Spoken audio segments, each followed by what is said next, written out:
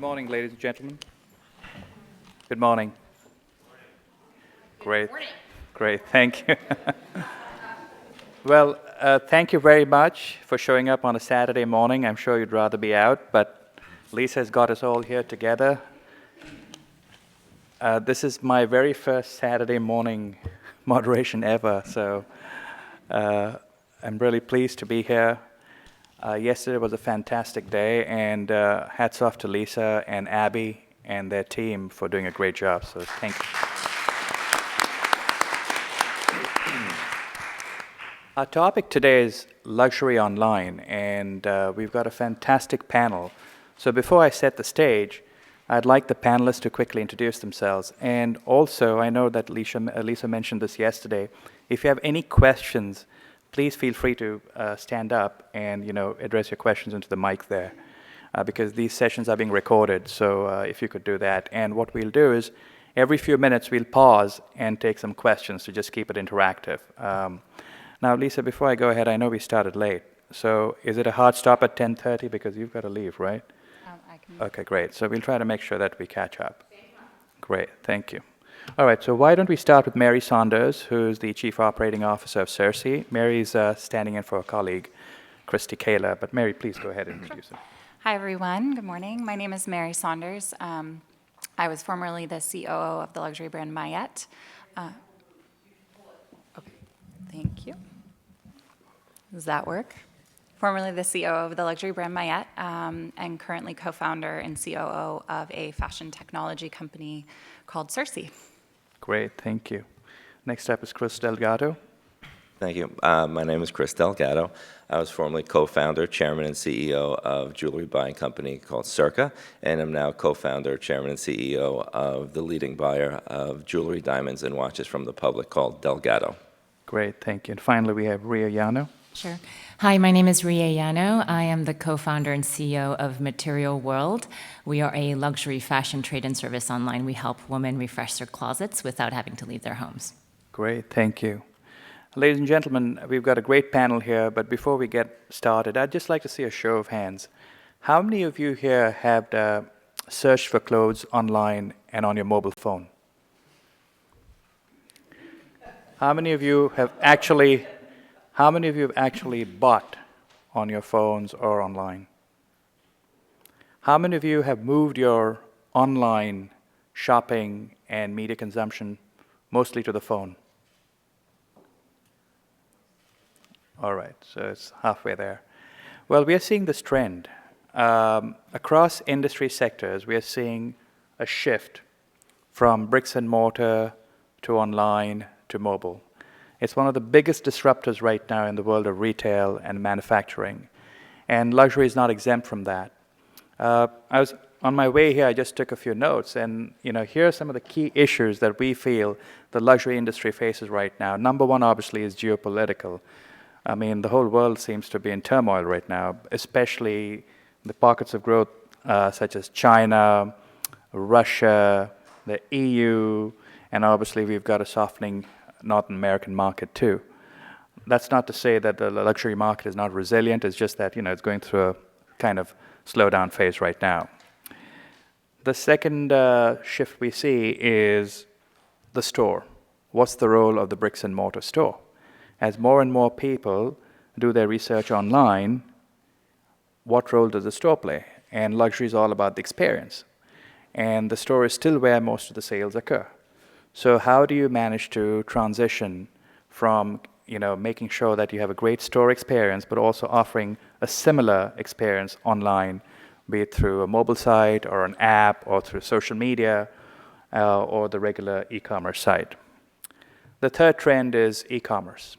The luxury industry is about $1.8 trillion worldwide, and that includes hospitality and experiential luxury. 1.8 trillion, which is the size of the Australian economy.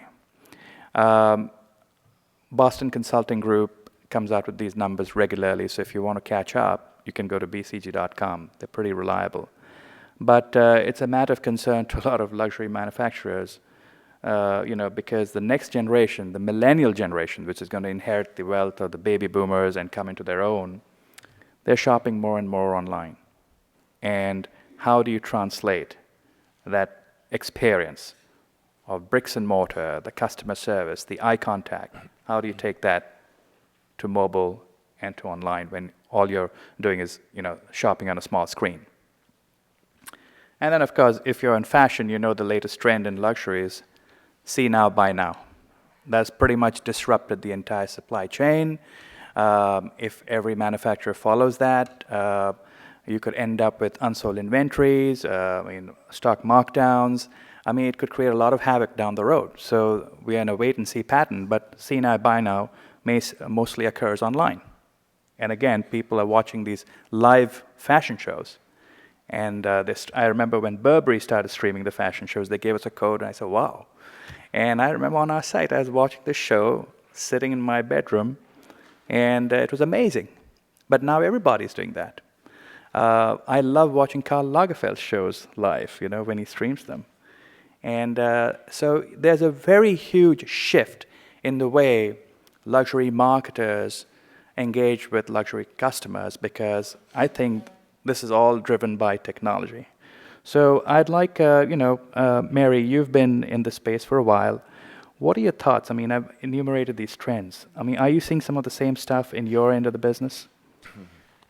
Yeah, I think there's a lot of focus on the importance of e-commerce and mobile, but I do also believe in the importance of the store experience going forward, and particularly with running Mayette.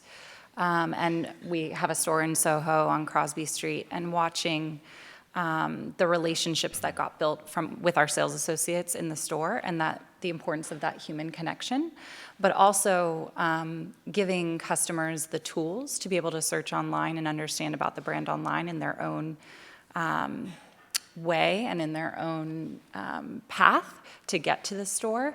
And also, how do you sort of think of your business holistically, not just as an online channel and a store channel, but how do you actually think about how do we create a store experience that allows for transactions online, and how do we create an online experience that allows for transactions in stores? Excellent. So in other words, the omni-channel experience. Mm-hmm. Great. Thank you. Chris, what about you? I actually believe that luxury is changing. The definition of that word is changing because the younger consumer has a different set of values than the consumer that came before, or the older consumer. I think when they think about luxury, they wouldn't, or doing anything, frankly, where they spend their money, they want convenience, and they want immediacy, and they want transparency. So that is a big deal. So I think 40 years ago, you wouldn't have thought about that with luxury. In a sense, the more difficult it was to buy it connoted a greater sense of luxury. That's been completely upended with technology and with the consumer whose values are very, very different, whose set of expectations are very different than the consumer that came before them. So I think a lot of the big luxury brands are struggling to catch up, are figuring out a way to hold on to the traditions that are still critically important to luxury, and yet cater to this consumer that's got a different set of values. I also think that technology has democratized luxury. Because in the old world, you had the large luxury companies that had the ability to outspend, be it in marketing, beautiful retail experiences, which are critically important, now are up against companies in quote-unquote the luxury space that, be it they're selling a product or providing a service, could much more easily put up what seems to be a luxury company without that same kind of spend. I don't think buying online is a luxury experience. You can have a beautiful website, but ultimately you go to a shopping cart, you've got to click and check out and put your credit card in. I don't think anyone believes that's a luxury experience. I think the initial kind of seed of building a luxury brand and consumers wanting the transparency then to find their way to that brand is where technology is fantastic, but that story has to start somewhere. Chris mentioned something important. I was moderating a panel a few months ago at Columbia University, and the CEO of Cartier was on my panel. And so we were discussing the same changes. And she said that they've seen a tremendous uptick in the sales of watches online. Tremendous. So she says now they're scrambling to make sure that the store is still relevant, because a lot of the younger customers prefer to buy watches directly through the website. and they're not coming into some of the boutiques. There are certain product categories that Yes. just translate really well online. Watches are one of them Exactly. because there's a retail price point. It's unlike jewelry that really can't be comparison shopped the same way. Absolutely. Certified diamonds do very, very well online because, again, it's looked at as a commodity, so you can shop it really well. It squeezes margin for people who are selling that, just as it does in the watch world, but watches translate really well. Absolutely. Cartier does not see the same kind of growth when they're talking about, selling a Panther collection Absolutely. or anything like that. Absolutely great. Thank you. Ria, what are you seeing in? I think, you had mentioned the common trend right now of see now, buy now. And I think in the space that, Chris and I are in, where we're actually also helping our customers sell whenever they have items in their closet that they're no longer wearing. And it really is a sell now. There's that immediate gratification that is possible with technology that wasn't in the past. So in the past, you might have to had taken it to consignment, make an appointment at a store, wait in line until it's your turn, and then you had to wait until your items sell to get an earning. Today, you can just mail it in by online services, get an immediate offer up front, and go and enjoy shopping new. And the same trends are happening in the resale space that is also impacting the new retail space as well. So, Ria, what does your company do? So we have a fashion trade-in service that's catered to women across the U.S. We offer a reloadable debit card that our customers keep in their wallet so that every time they have things they want to offload, they mail in those designer fashions to us, and we load the debit card real time with money that can now be used to go shopping with our retail partners such as Neiman Marcus, Bloomingdale's, and Saks. And for us, the goal is really to bridge that concept and gap between what is new fashion and what is used fashion. Our theory is that if it's a designer fashion, if it's a quality piece, that it has lasting value and we can help. Our service is essentially a platform that helps to continue connecting the dots so that that item can have a longer life cycle. How did you get this idea? Personally, I needed a service. I was working in fashion, and I was working in the digital space at Coach. And back in 2010, this was when finally the fashion industry started to actually think about e-commerce and mobile commerce. So we were creating assets for mobile apps, creating creative for Instagram. And that was when I realized that the industry is finally making it easy for people to shop new with a click of a button or a swipe. Now, the resale side, right? What do you do after you purchase that good? The industry did not want to be affiliated with that experience for the customer, and all of the existing services out there just seem to be a little bit outdated compared to the technology space that was disrupting the shopping experience across the industry. And I think, Chris, you have a lot of experience in this space. I'm looking forward to getting your insights on how you saw that change over the past, few years. I think it's ironic because Rhea hit it on the head that a lot of the brands want to distance themselves from the secondary market. But when you have a company like Rhea's, actually you're adding value. You're showing that luxury product does have a value that, you don't walk out of the store and 6 months later, a year later, there's no value to that. We provide the exact opposite, which is what you bought is worthwhile. People do understand that when you buy it in the primary market, that there are margins and companies need to make money and all of that.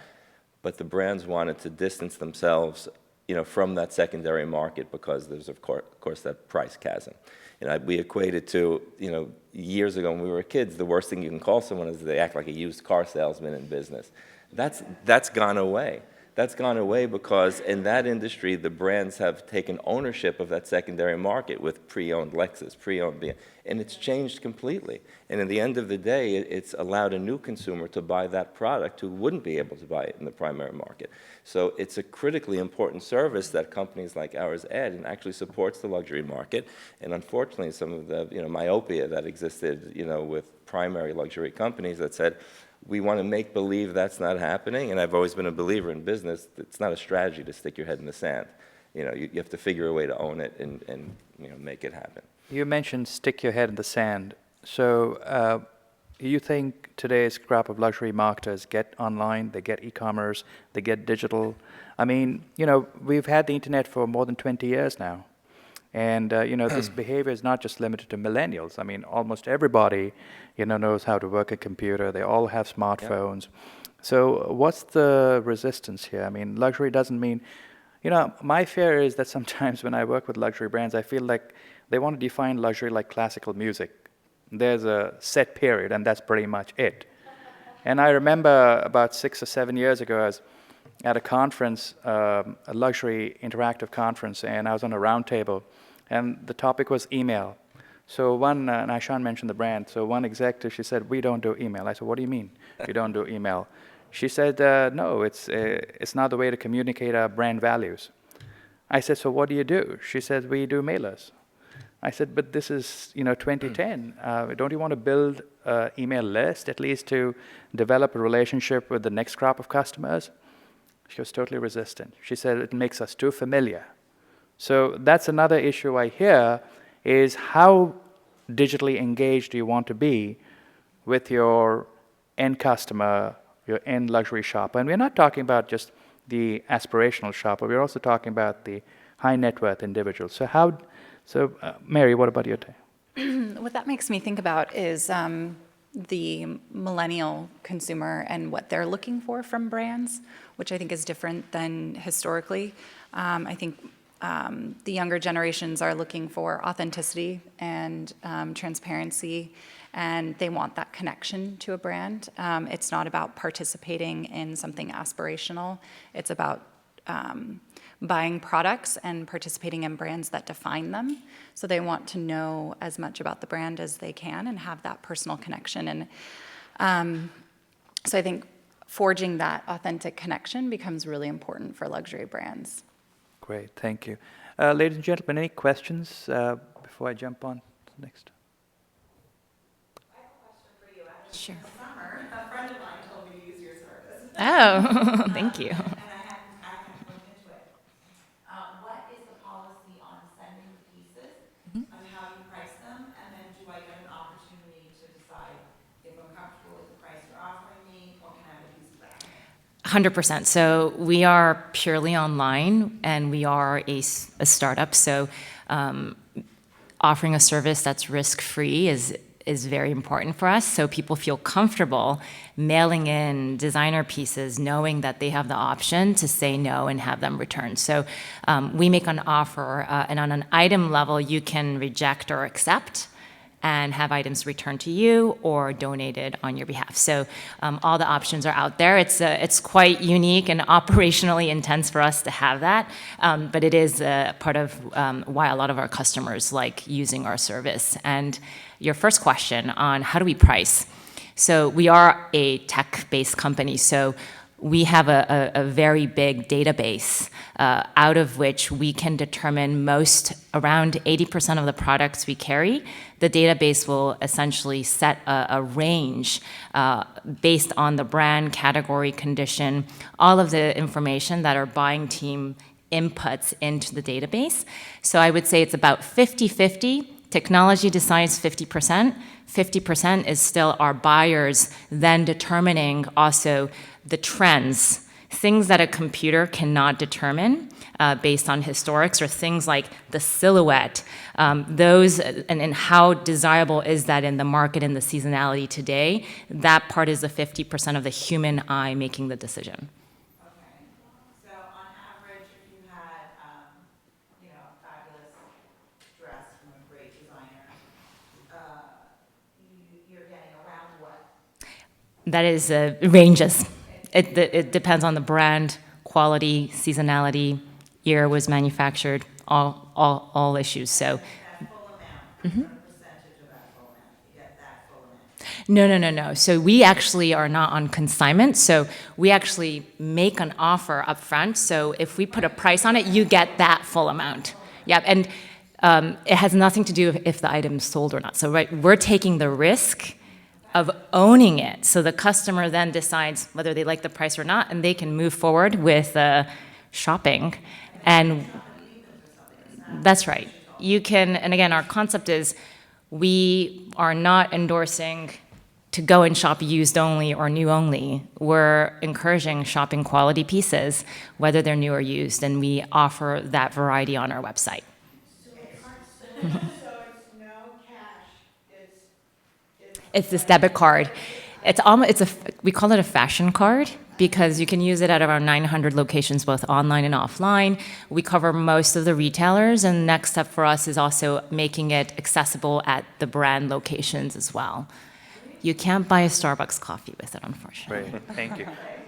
We got a question from Charles. Yeah, just a question for both of you. I mean, designer obviously has been a very overused and sometimes improperly used term, in the fashion world and the accessory world, what designer means.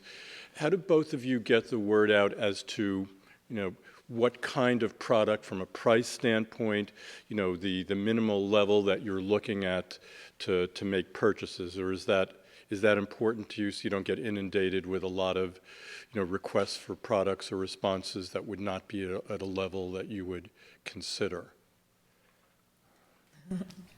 We buy everything as long as it's not costume jewelry. So the service that we provide, and I have a lot of respect for what Reese Company does, because a lot of companies in our space are consignment driven.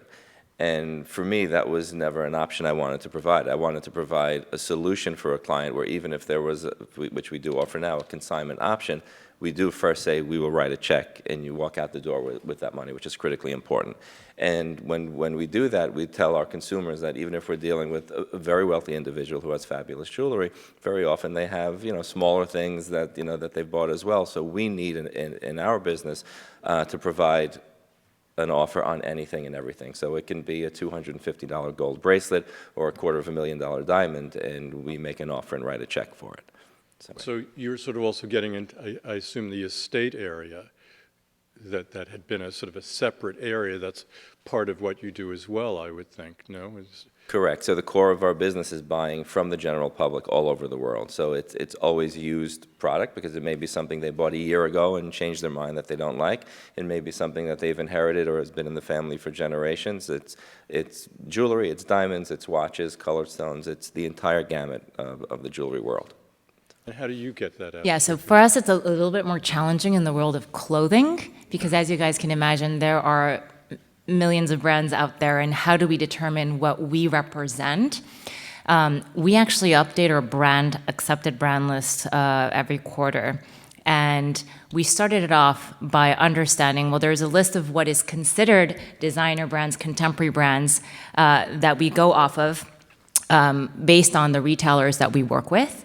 So we make sure that there's enough of a match with the retailers so that it actually is a service that is helpful for the partners that we work with.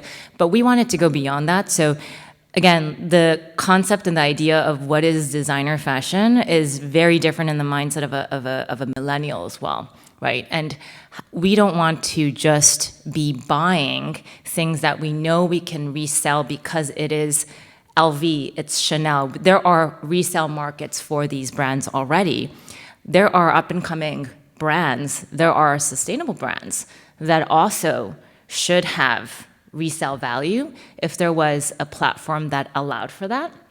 And our goal is that as our company grows and we have enough user base, we can basically set the tone for what brands have resale value, what brands do we represent as a company that endorses sustainability and high quality, and we're not there yet. So we do depend on what already does have a resale value when we determine what to accept.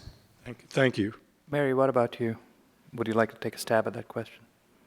Well, I think it was pertaining mostly to the resale market. Okay. Is that correct? Yeah.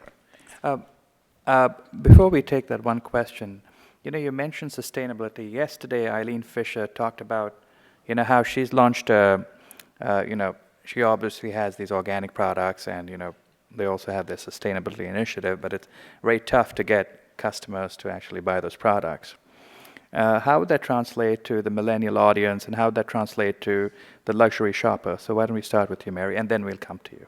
Yeah, I think fortunately we see the consumer really making a shift in their behavior as far as the brands that they care about. I think we'll always see not necessarily a willingness to pay for sustainability, but like for like, the future consumers are choosing sustainable brands over unsustainable brands. And the way that we're thinking about it at Cersei is the organization of the industry thus far, because of sort of the diffusion across multiple channels and multiple brands, and not really understanding how the channels are working with the consumer, leads to a lot of waste, a lot of overproduction, a lot of inflated price points to account for a supply chain that is circuitous to the customer. So what we are focusing on from a sustainability perspective is how do we take these sustainable brands and match them the best with the customers who care the most about them, so that we can eliminate a lot of the waste in the entire system. Your company's name has something to do with that too, right? Cersei, so it's named after the goddess from the Odyssey, and it's about the goddess of magic. Great, thank you. Chris, would you like to take a stab at this? Sustainability is obviously a topic that consumers are thinking more and more about. I think millennials are obviously most aware of it. We've always tried to debunk the myth, especially in the diamond and jewelry world, or in the diamond world in particular, that there's something bad or wrong with the used diamond. First of all, the fact of the matter is that most diamonds that you're looking at in any retail store right now has had a life prior, because diamonds don't go away. They've been resold back to the trade, repolished, and then sent back to the primary market. We believe that the consumer, the burgeoning consumer and the millennial, ultimately would pay more if they knew they were buying a quote-unquote green diamond, a diamond that did have a previous life and didn't need to be mined today for them because of all the awful effects of diamond and jewelry mining. It hit me years ago when people would say, Chris, who's your biggest competition? And I would say, frankly, it's apathy on the seller's part. And it's apathy because they'd say, we get it, you're offering us $25,000 for this diamond, and the price is really fair, but it's not going to change my life, and I'm going to put it back in the box. And I would say, are you going to give it to someone? Because if you're going to give it to a daughter or a granddaughter, then do that, then keep it and hold it. No, it's going to sit in the box, no one's going to use it. And I said, that's really a shame, because the destructive effects of diamond mining, gold mining, don't need to be what they are. If everyone looked at a diamond or a piece of jewelry that they no longer wore, like they did this bottle when they were finished drinking water, you literally would decrease that kind of demand substantially. And again, like as Reese said, we're advocates of, we want people to wear jewelry. We love jewelry. That's why we're in the business, but not to sit in a box. Jewelry pays dividends when you wear it and enjoy it. It's not an investment to sit there unless you're holding it for someone. So that's a critically important thing, I think. Great.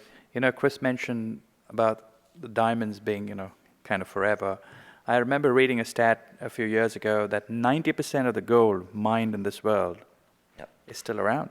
That's right. So, that's also an industry that kind of recycles everything. Maria, would you please? Yeah, I think one thing to add is sustainability. We all, if we knew about it, if we were educated about it, everyone would want to be more sustainable. So education is number one. But again, it seems way too lofty for everyone to do. I think that's some of the challenge. And how do you make being sustainable easier, like more accessible for the consumer? Because everyone feels guilty if they're throwing things away into trash, but if they have no time and they had no other options, they're going to do that. So we have customers who share with us their guilt in buying something, and then just like the guilt of having invested money and just like not wearing it and not having the time to deal with like letting go of it. It's a huge guilt because you feel like you're doing something horrible, right? So we're not saying don't shop anything. No, like that's also very difficult message for a consumer, because yes, I want to be sustainable, but I also want to try new things.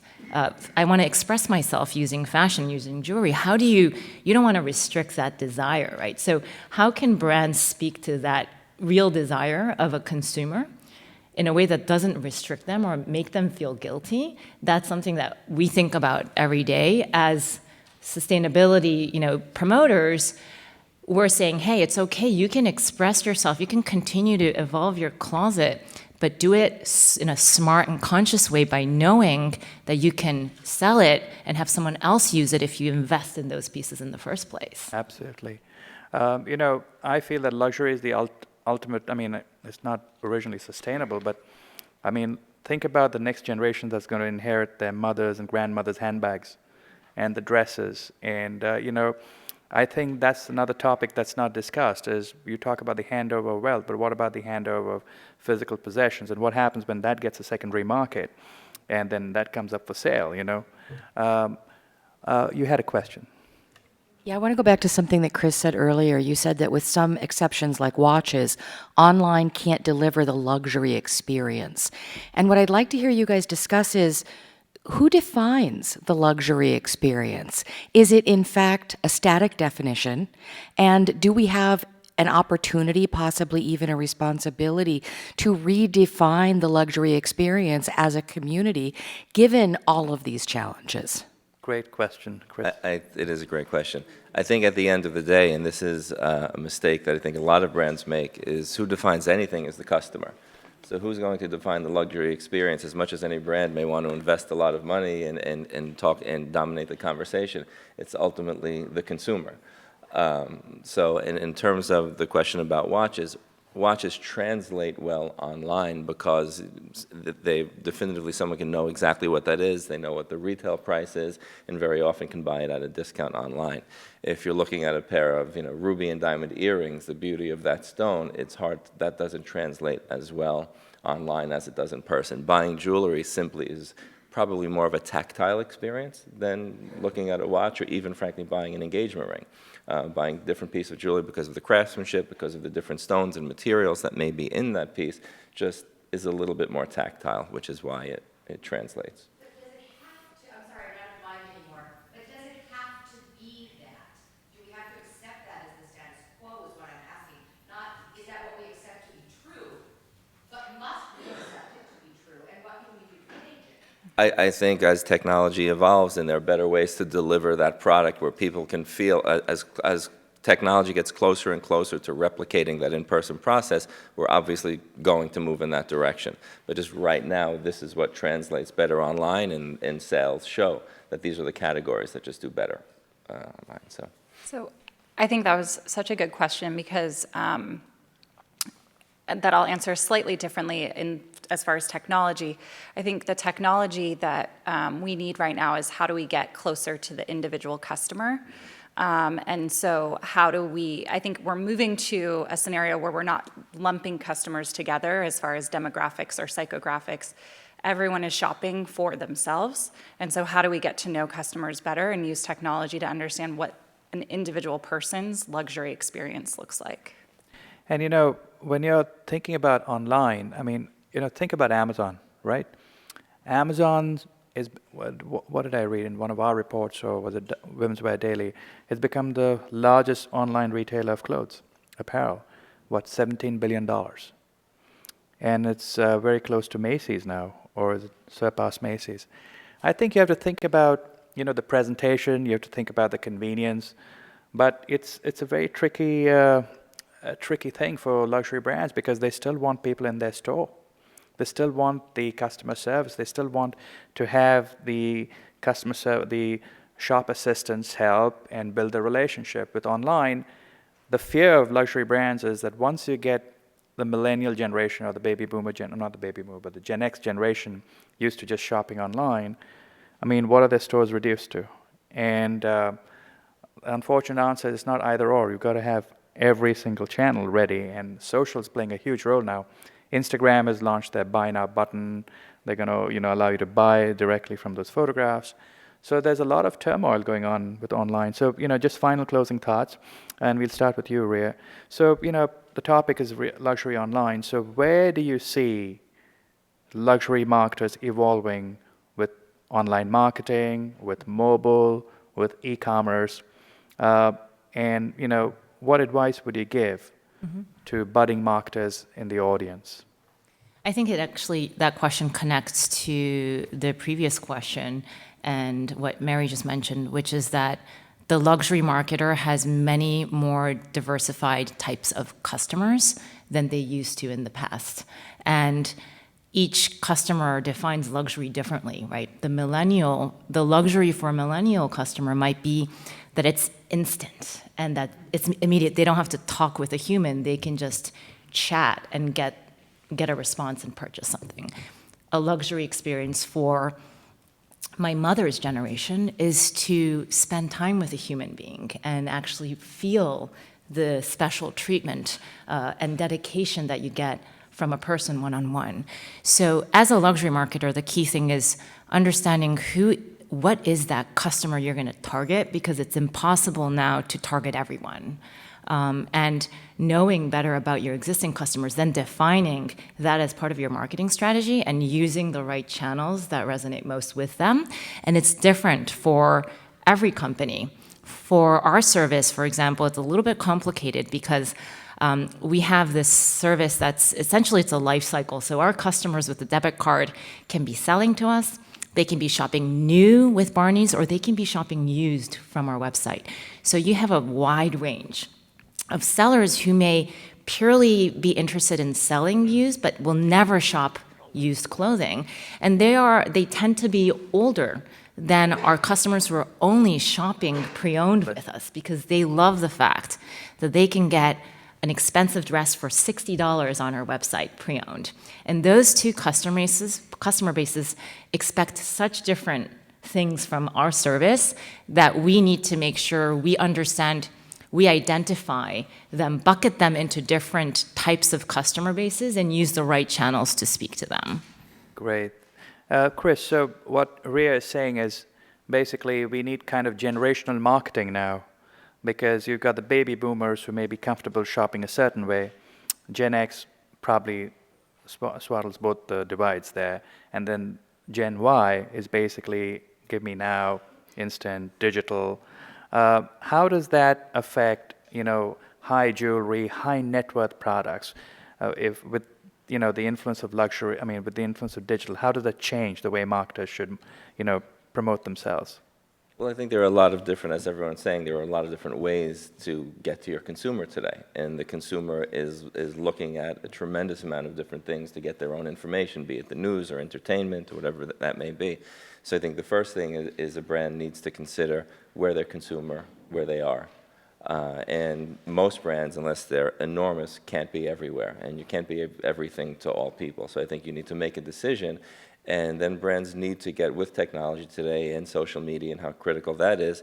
They're trying to get as up close and personal with them as they can. And I think the biggest difference between the consumer today, the millennial, who ultimately at the end of the day, as they age, I think will appreciate a store experience as well.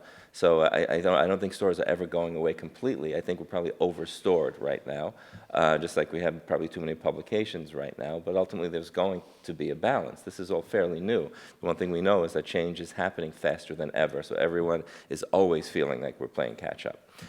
Having said that, I think the millennial, more than even the very sophisticated consumer that came before them, sincerity is probably the single most important thing for them. So I think no longer can a brand foist its own values on them, and because it is, XYZ brand, is that millennial going to purchase? Your values need to be aligned with theirs, and you have to prove it. That's really the difference. This consumer is more educated, expects more, so I don't think it's about necessarily being everywhere. I think it's about finding out who you really are as a brand, which ultimately, by the way, your consumer defines. You can say this is what we represent, but the way you run that business every day and the way you execute and the way you make that product, be it sustainable or not, that's the definition of your brand. And your consumer tells you that by voting with their wallet. So I think sincerity is critically important, and finding that voice as a brand, and then I think success happens. Great, thank you. Mary, what about you? Do you feel that this is just the start of this disruption with digital?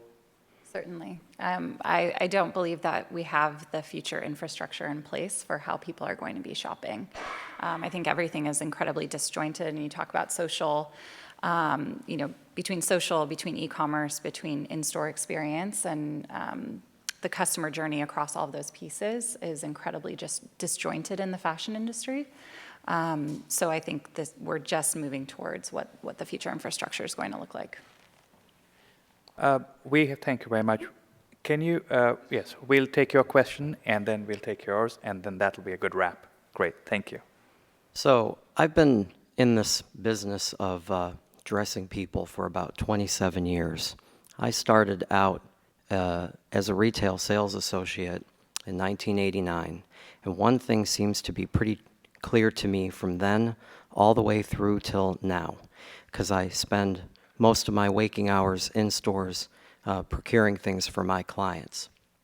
If I see or hear customers around in the store today, it harkens back to my early experience in 1989.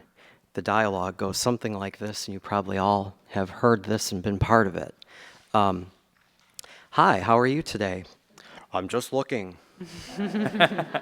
And I think that what that really translates to is I beg to differ with a number of things that I'm hearing in the panel today, which is the consumer is not that well educated. The consumer is not looking for very much help. The consumer has not been demanding of very much guidance. The consumer is trying to feel it out for herself or himself. And I think that there is a lot of stuff that is lost in translation that I actually think technology could help an individual who has more of a DIY, do-it-yourself mentality.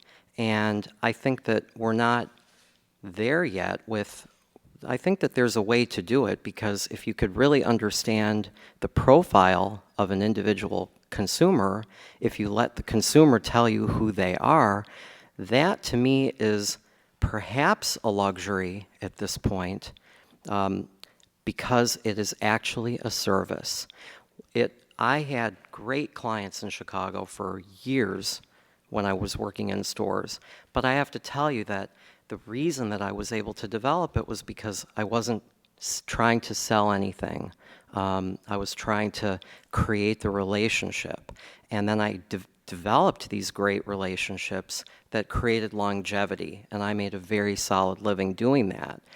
I think that the same thing is eventually translatable online, but without the lag time. Like, we shouldn't have to wait 2 years of, oh my God, why didn't you tell me that 18 months ago? We could have been in a whole other place, with your style right now. I think online, there is this potential opportunity of being able to address this issue where it does tackle the immediacy of what people are looking for, and they would get service, and they would find what they're looking for. That's the type of thing I'd like to find out where you all are sitting with that, and where 30 you see the seconds. potential. Great, 30 seconds each. We need to talk afterwards. Yeah, great. You and I. I'm serious. So, because I completely agree with everything that you just said. I think there's an evolution happening, and I think the sales associate is becoming a very important factor, and I think we need to get back to the place where the sales associate is that frontline relationship builder with the customer, and I think we need to be utilizing our sales associates for the surprise and delight that the customer doesn't even know that they want. And I saw this in our store. Our sales associates at Mayette were amazing at developing relationships with people and then pushing them from a style perspective and giving them things that they didn't even know that they wanted. So I think you're completely right. Great, thank you. And the final question to you. I have a quick few final questions for Ree. Anyways, for your business, like other than your website, what are your other resale channels that you mentioned in your bio? I wanted to know if you actually resell vintage designer pieces, like by André Courrèges, Pierre Cardin, any of the notable like museum quality designer pieces. And in the near future, would you consider menswear?